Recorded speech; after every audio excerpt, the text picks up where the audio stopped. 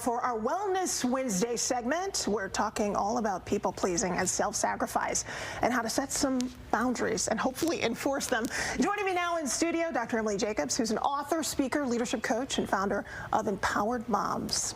Dr. Jacobs, thanks for being here. Thank you, Hillary. Now, we were already talking about some of the patterns that seem to develop, especially with women. Yeah. What are they? Yeah, you know, I think women, over time, we've developed this self-sacrificing mindset. Like, I have to do it all, right? It's all on me, and everything is just dependent on what I can do. And I think that came from when women kind of went into the workforce and became moms. So now we just feel like we have this Wonder Woman badge. I have to do it all. And it gets to the point of then we don't really know how to ask for help or even receive the help when offered. We say things like, no, I'm fine. But yet we complain to everybody else about that around us. Yeah, it's amazing how ubiquitous it is, too. It seems like all women experience this, whether they're moms, whether they're married, whether they're in a relationship. Yeah. And when you look at the research, in 2022, YouGov studied this, 49% of people in America believe that they are people pleasers, and women, 56%, are much more likely to put themselves in that category. Why do you think this is?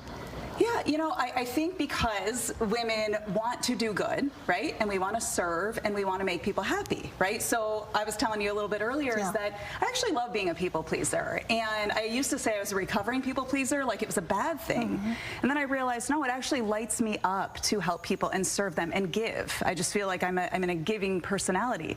But I think what we need to recognize is that when we've given past our kind of our love point, we've given past that limit, and now it's this, I have to do this, and then we kind of dig ourselves into that sacrificial, you know, a hole of, I don't even know how to get out of it, I don't even know what I like anymore, and I give and give and have nothing left for myself at the end of the day.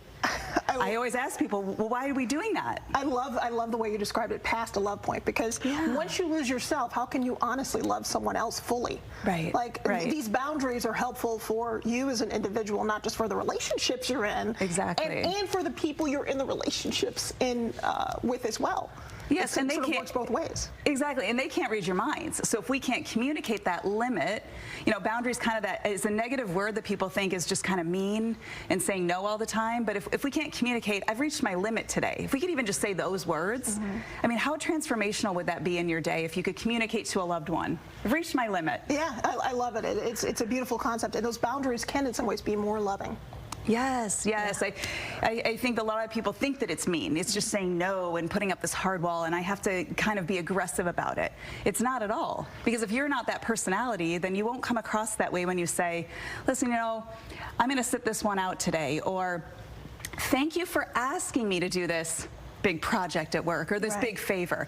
I've reached my limit. Is there anyone else that could help you? Like, there's a way to say it where it's just really gentle. Let's talk about your book, too. Live Your Life for You. Yes. I'm assuming you have some tips in there to figure out what the boundary should be and how to keep those boundaries once you decide, look, this is past. This is past my love point, as you said. Yeah, well, this book really stemmed from the relationship that I had with my mother. Okay. And there's a lot of information around that. You see the look on your face.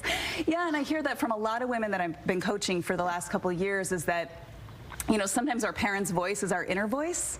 And we try to, you know, shy away from that, but also learn from that. And to say, you know, in general, we should be living our lives for ourselves and not really for anybody else. Now, not in a selfish way.